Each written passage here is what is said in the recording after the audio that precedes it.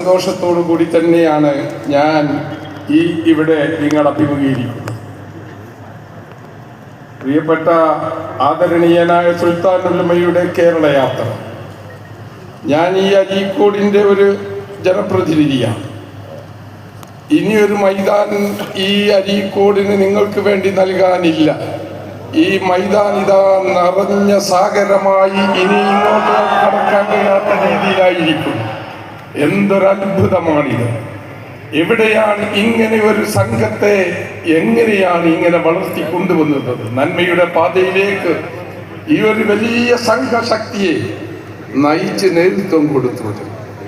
ഞാൻ ഏകദേശം 9 മാസങ്ങൾക്ക് മുമ്പ് ബഹുമാനപ്പെട്ട ഉസ്താദിനെ കാണാൻ പോയിരുന്നു.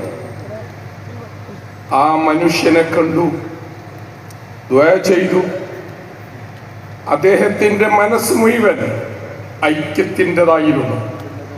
അത് വാക്കുകളിലൂടെ തന്നെ പ്രകടിപ്പിച്ചു. ആ മനുഷ്യൻ വർഷങ്ങൾക്ക് മുമ്പ് ഒരു വലിയ രോഗബാധിതനായി ആശുപത്രിയിലേക്ക് കിടക്കയിലേക്ക് പോയപ്പോൾ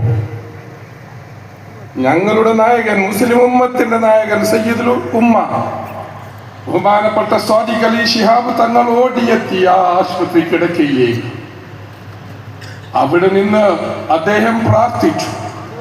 ഉമ്മത്തിനോട് പറഞ്ഞു, എല്ലാ പള്ളികളിലും നിങ്ങൾ പ്രാർത്ഥിക്കണേ, സുൽത്താൻ ഉലമയ്ക്ക് വേണ്ടി നിങ്ങൾ പ്രാർത്ഥിക്കണം, അദ്ദേഹത്തിന്റെ ജീവൻ തിരിച്ചു നൽകാൻ പ്രാർത്ഥിക്കണം. അത് എല്ലാവരും പിടയുന്ന ഹൃദയത്തോടെ, നിറയുന്ന കണ്ണുകളോടെ പ്രാർത്ഥിച്ചു.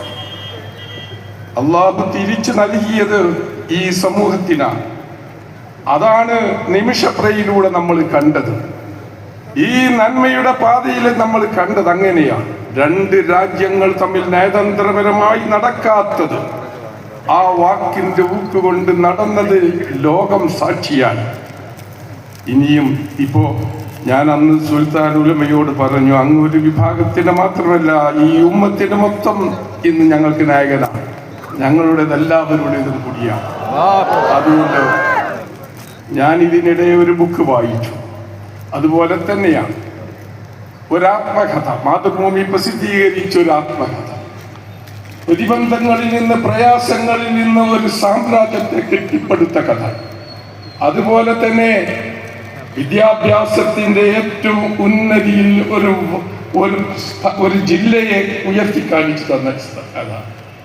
അതിൻ്റെ നായകനാണ് മഹാനായ ഖലീൽ ബുഖാരി തങ്ങൾ.